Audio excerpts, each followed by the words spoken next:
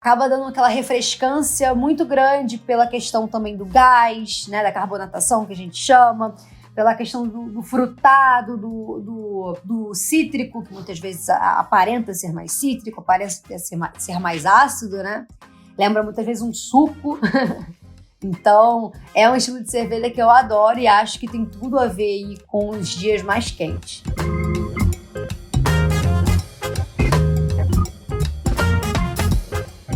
Para muita gente, cerveja é a bebida do verão.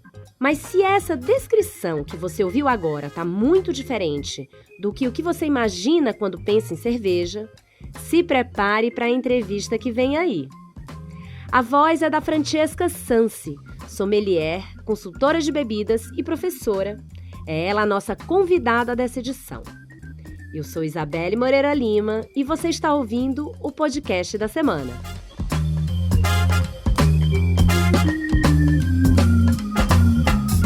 Catarina Sauer. Já ouviu falar desse estilo de cerveja? Foi a descrição dela que abriu o podcast. É um estilo criado no Brasil, em Santa Catarina, e que usa a base de uma cerveja ácida com adição de fruta, criando uma bebida altamente refrescante para os dias de calor. A indicação desse estilo para o verão é uma das muitas que a Francesca Sansi fez em um papo sobre como ser mais feliz com a bebida nessa estação. A Francesca é sommelier e autora do livro da cerveja, que foi lançado no fim do ano passado pela editora Intrínseca. O livro, que a Francesca assina com a dupla de designers Alexandre Lucas e Renata Steffen, faz uma espécie de manual de estilos organizado por cor. A ideia do livro é quebrar o tabu de que uma cerveja escura vai ser sempre pesada e de que uma clara vai ser sempre leve. A Francesca Sansi fala sobre isso aqui na entrevista. Ela dá dicas do que beber quando parece que o mundo inteiro vai ferver, fala sobre as tendências cervejeiras que vêm por aí e até sobre os polêmicos copos térmicos. Ouve aí meu papo com ela.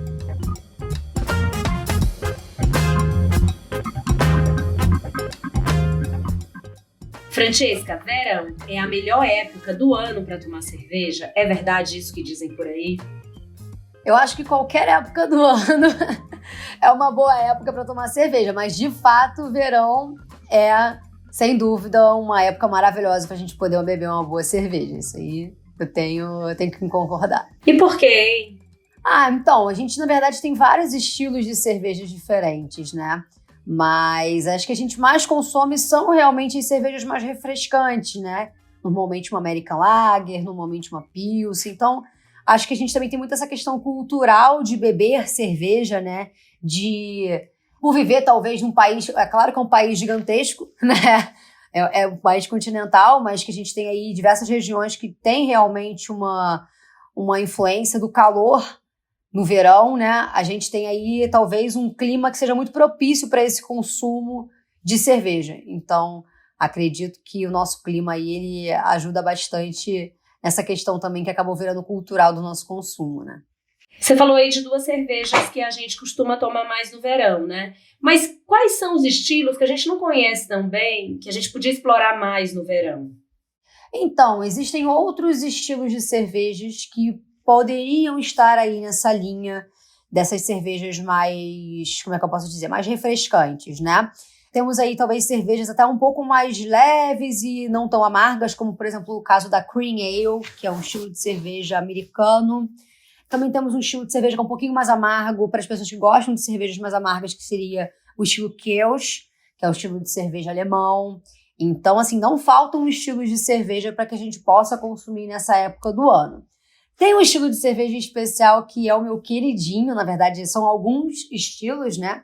Mas esse é tipicamente brasileiro e ele se chama Catarina Sauer, né? Que é um estilo de cerveja que ficou criado baseado aí em estilos de cervejas ácidas, só que com adição de frutas, né? Então, eu normalmente indico bastante para aquelas pessoas que muitas vezes, inclusive, não gostam nem de cerveja, né? Falam assim, eu não gosto de cerveja, só bebo vinho, né? Porque é um estilo que lembra muito um vinho branco, muito um vinho rosé, dependendo da fruta que você utiliza na produção.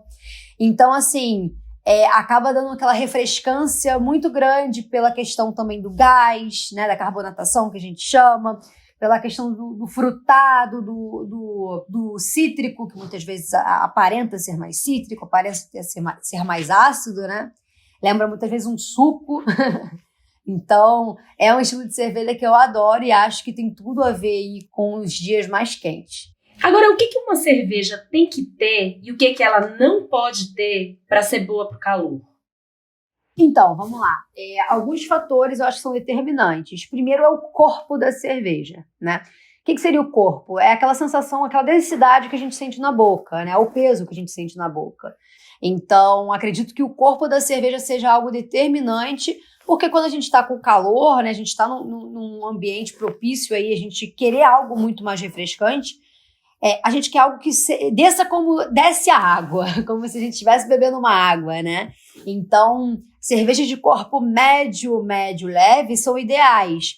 Não que a gente não possa consumir cervejas mais encorpadas, mas é que a sensação que a gente vai ter talvez seja de um pouco mais de preenchimento, que é algo que no calor a gente não quer. A gente não quer ser mais preenchido do que a gente já está preenchido pelo calor. A gente quer algo que realmente desça facilmente e que seja agradável. Então, o primeiro, eu diria que é o corpo.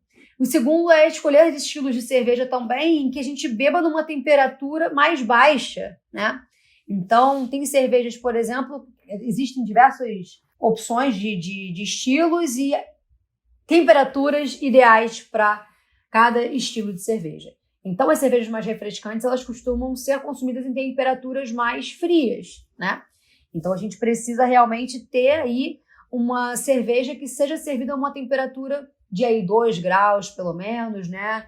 No máximo 4. E aí, né, se chegar aí a 8 graus, a gente já está falando de uma cerveja que talvez seja um pouquinho mais complexa, um pouquinho mais encorpada e que talvez não seja ideal aí para um dia quente.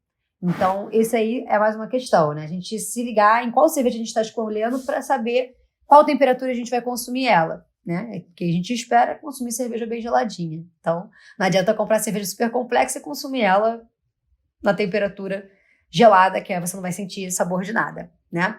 E por último, uma coisa que eu acho fundamental é a carbonatação, que eu citei anteriormente aí da Catarina Sauer, né?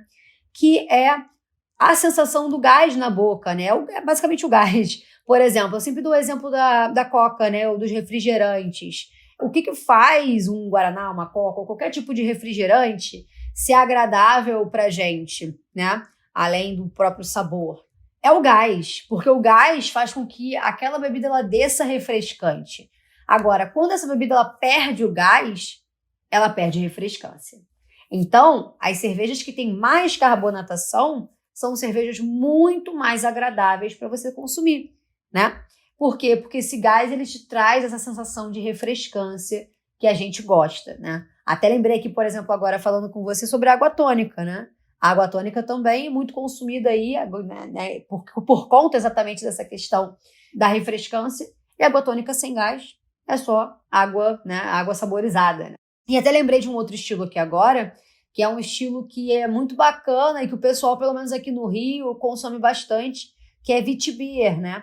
É um estilo de cerveja de trigo, né? É um estilo belga e costuma, sim, ter uma carbonatação um pouco maior. Ela é bem clarinha, né? Um trigo não maltado, então tem adição de casca de laranja e semente de coentro, então traz um pouco desse condimentado, desse frutado, e essa carbonatação ela entra para dar toda essa refrescância que esse tipo de cerveja merece e precisa.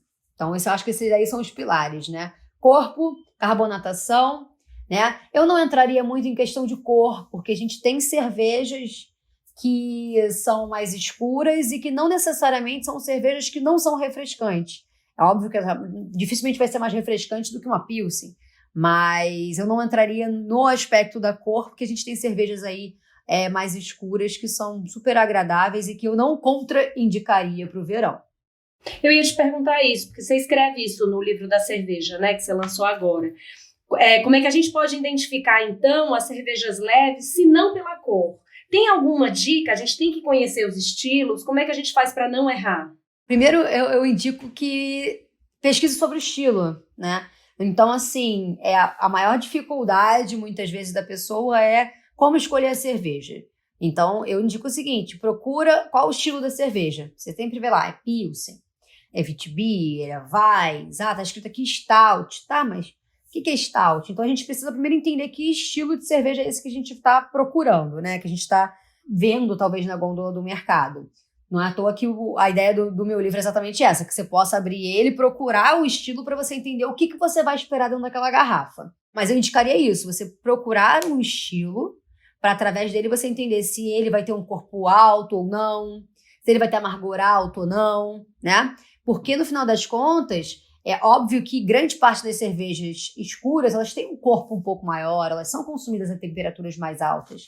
Mas não são todas, como, por exemplo, a Schwarzbier, que é um estilo de cerveja alemão, que tem um corpo médio, tem aromas tostados, né? Mas não é uma cerveja encorpada pra caramba, é uma cerveja super agradável e, enfim, é o que eu falei, eu não contraindicaria ela, não é óbvio que não seria cerveja que eu chegaria assim, vai lá, toma Schwarzbier que você vai, né, vai ficar super satisfeito, né? Vai ficar satisfeito se você estiver procurando, sim, uma cerveja com maltes mais tostados para essa época do ano, né?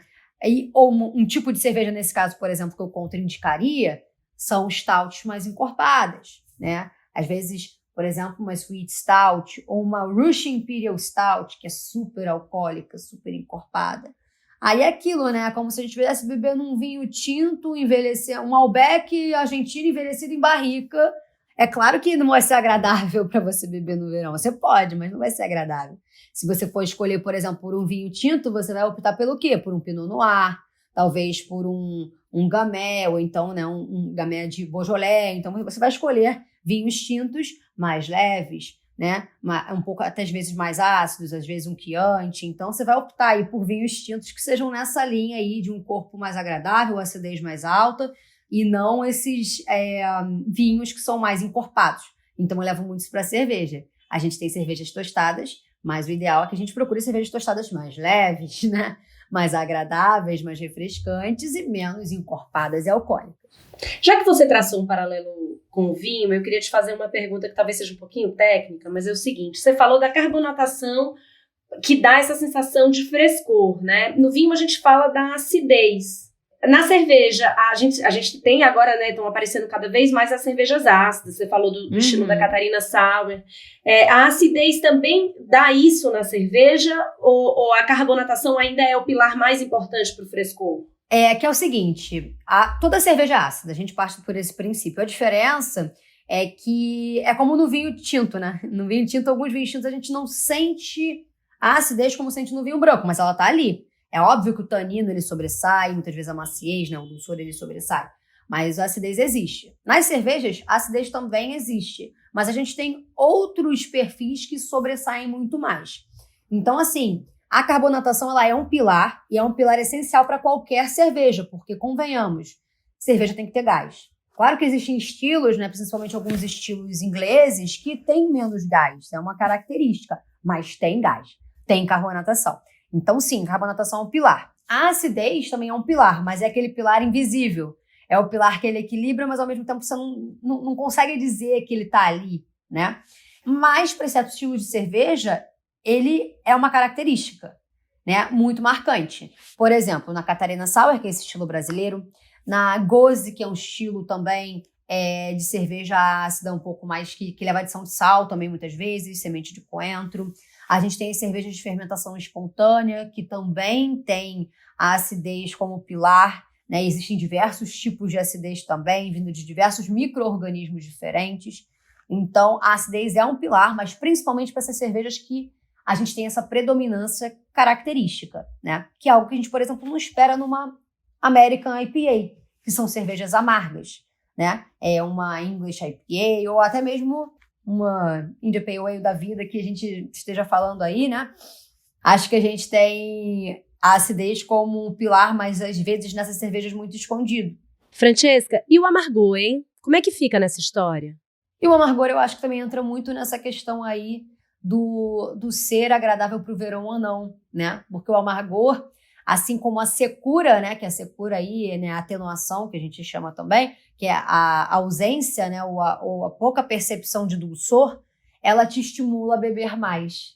Então, ela te causa aquela sensação de beber, secar, e aí você bebe de novo, e quando você vê, você criou aquele ciclo aí de estar bebendo para se refrescar, porque a própria cerveja, ela te induz a isso, né?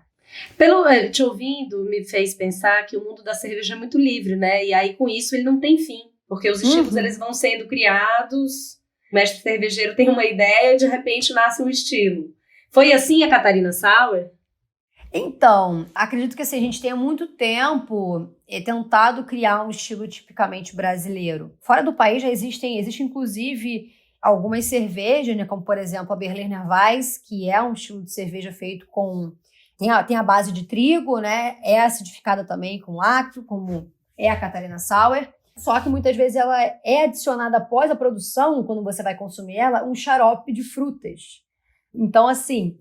A gente meio que se inspirou em outros países para criar algo tipicamente nosso, né?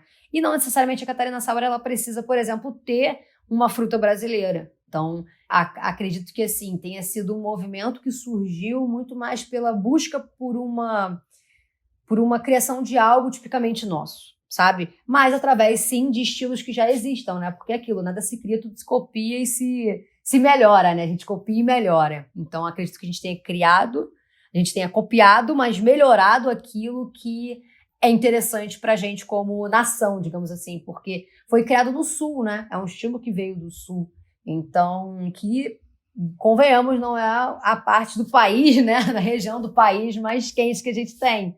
Então, isso que eu acho até bem interessante, porque é maravilhoso pra gente beber aqui no Rio de Janeiro, mas foi criado, né, em Santa Catarina. A gente tem outros estilos brasileiros? A gente tem diversos estilos de cerveja que são reconhecidos por guias de estilos. Se a gente vai para a Bélgica, por exemplo, muitas vezes você pode acabar indo para alguma região da Bélgica em que você vai beber uma cerveja que ela não tem estilo. Você não vai achar em nenhum livro, você não vai achar nenhum guia, sabe? Então, assim, houve durante um tempo aqui no Rio de Janeiro uma tentativa de criar uma carioca lager, mas que não foi adiante, né? Que seria basicamente uma lager com dry hopping, né? Então, com uma adição de mais lúpulo no final da sua produção, né? Na fase de maturação da cerveja. E aí, isso traria, por exemplo, uma cerveja leve, refrescante, com aroma de lúpulo, né? Mais tropical, super evidente. Mas o que acontece? Para algo virar uma coisa tipicamente brasileira ou nossa, ela precisa ser reconhecida, né? Então, quando foi criada a Catarina Sour, os cervejeiros eles foram atrás dos guias de estilos, principalmente do BJCP, que é o guia que a gente utiliza e que tem a Catarina Sour, eles foram atrás disso para falar, olha só, o Brasil produz isso aqui. E quando foi aceito, tem aquela chancela do tipo, olha, tá escrito, tá lá, é um guia norte-americano, então é nosso. Agora, esse Carioca Lager, por exemplo, não se manteve, né? Não foi para frente. Então, não houve uma pressão, talvez, nossa, de tentar fazer com que o Brasil inteiro começasse a produzir e que internacionalmente isso fosse reconhecido. Então, hoje a gente não tem, né? Mas acredito que seja muito possível a gente fazer isso se a gente tiver uma união um pouco maior do segmento de cervejas para criar algo do tipo. Não sei se você concorda, mas a gente vê uma preferência muito grande por quem se iniciou no mundo das cervejas especiais ou artesanais, uma paixão grande pelas IPAs. Isso já faz tempo, né? Não é de agora, já tem talvez uma década. Mas elas são boas para toda ocasião? Voltando para o verão, elas são boas para o verão? E queria também saber se você arrisca dizer qual é a tendência que deve vir depois das IPAs. Eu acredito, assim, que a preferência das IPAs, na verdade, vem da seguinte questão. Eu já ouvi várias vezes de algumas pessoas, né? Eu dou bastante palestra, faço bastante workshop, eu já vi muito assim. Fran, eu não gosto de cerveja artesanal, tal. Como assim não gosta? O que você bebe? Eu bebo isso, sempre citando Witbier, por exemplo. Ou então sempre citando uma American Lager, mas de uma cervejaria, às vezes mais menor, no caso, né? Então, existe aquele preconceito, né? Levando um pouco pro drink, por exemplo. Você não gosta de drink, você só bebe caipirinha, entendeu? Então, eu acho que na cerveja a gente tem muito isso. Existe um certo preconceito com a pessoa que não gosta de American IPA, que não gosta de English IPA, entendeu? Que talvez não goste de amargor. Então, acredito que a gente tem aí, sim, um público que gosta muito das IPAs, mas também uma pressão social, digamos assim, muito grande para que você goste daquilo, para você ser considerado uma pessoa que gosta de cerveja especial. Mas, de qualquer forma, eu gosto bastante. Acredito que não é o tipo de cerveja para qualquer ocasião, tá? A não ser que seja o tipo de cerveja que você gosta. É aquilo. Aí eu gosto, eu bebo isso. Beleza, então você gosta, você bebe isso, vai beber isso para sempre. Mas não acho que seja o tipo de cerveja para qualquer momento. Porque são cervejas que muitas vezes podem acabar se tornando cansativas também. A gente, na verdade, já está passando por uma tendência que é a volta de onde a gente veio. Que é exatamente voltar às cervejas mais simples, às cervejas mais limpas em aromas de fermentação, que deem mais predominância dos maltes claros, né? Lúpulo muito mais floral, muito mais contido. Então, acredito que a gente agora está voltando exatamente a beber cervejas que têm um amargor um pouco mais intenso, mas que são cervejas mais tranquilas, que são exatamente as Pilsens, que a gente está acostumado a beber. E que é super verão, né, também. Exatamente, super verão. É o que eu digo, assim, no verão, dependendo da ocasião, por exemplo, na praia. Você não vai pra praia pra você beber uma cerveja. E pra terminar, então, eu vou te pedir dicas pra gente aproveitar mais a cerveja no verão. Tem algum jeito, dica de serviço mesmo, pra gente beber melhor, ser mais feliz com a cerveja? Então, vamos lá. A minha dica, na verdade, ela vai parecer um pouco, como é que eu posso dizer, um pouco manjada, mas assim, é você beber a cerveja na temperatura que você gostar. Existe muito aquele preconceito do tipo, não pode caneca congelada, não pode. Gente, se você gosta da caneca congelada, quem sou eu para dizer que não? Assim, o maior problema normalmente, por exemplo, da caneca congelada, né, é o quê? É que às vezes a cerveja congela dentro da caneca congelada, então a cerveja está perfeita, geladinha, maravilhosa. Você pegou a caneca congelada e ela vira aquele frozen. Então, eu acho que é você beber a cerveja da forma que você quiser, sem transformá-la em frozen, a não ser que você realmente sinta vontade de transformá-la em frozen. Aí quem sou eu para dizer que você não pode, né? Mas é isso, consumir a cerveja na temperatura que mais te agradar, né? Se você quiser gelar o seu copo, por exemplo, dependendo do lugar onde você mora, é capaz da sua cerveja ficar quente muito rápido. Então, se você quiser gelar o copo, a gente tecnicamente falando, a gente não indica. Mas casualmente falando, eu indico, do tipo, se é o que você gosta, gela seu copo. Nos coquetéis a gente gela a taça do coquetel quando a gente vai servir um coquetel. Por quê? Porque a gente quer manter o coquetel gelado. Se a gente coloca o coquetel gelado num copo quente, o copo vai fazer o quê? Aquela troca de calor. Então, se você estiver num lugar onde seu copinho tá tranquilo, não tá calor pra caramba, beleza, pega seu copo do jeitinho que ele tá e serve sua cerveja. Agora, se você for daqueles que gostam de cerveja estupidamente gelada e quiser gelar seu copo, bem, você tem o meu aval aí pra dizer que tecnicamente não é bom, mas se for bom pra você, tá ótimo. E tem algum jeito de manter a cerveja mais tempo gelada na praia? Não. Só dentro da própria camisinha mesmo, ou então utilizando esses copos, que existe agora um super preconceito com esses copos, né? Não pode esse copo térmico, não sei o quê. Copo térmico sempre existiu, né, gente? Convenhamos. Agora que parece que descobriram o copo térmico. Não, ele existe desde sempre. A diferença é que veio uma marca agora, né? Uma e depois outra marca, e começou a se mostrar em evidência com o copo, né? Olha, isso aqui serve para beber cerveja. Todo mundo falou, eu posso usar o copo térmico para cerveja. Mas, assim, eu não tenho copo térmico. Mas se eu quisesse desprender R$350 por um copo térmico, eu compraria. Não acho que seja um problema você querer manter a sua cerveja gelada. Cooler também, o cooler é sempre uma boa opção, levar um cooler, um isopor para a praia, eu acho que é uma solução muito importante. Ou então usar esses copos aí que custam uma pequena fortuna, mas que são muito úteis também.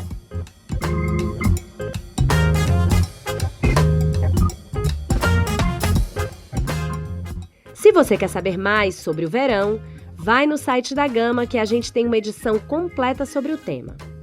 Para começar, a gente reuniu uma série de histórias de amores de verão reais.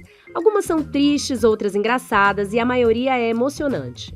Daí tem uma reportagem que mostra as transformações pelas quais o biquíni brasileiro tem passado.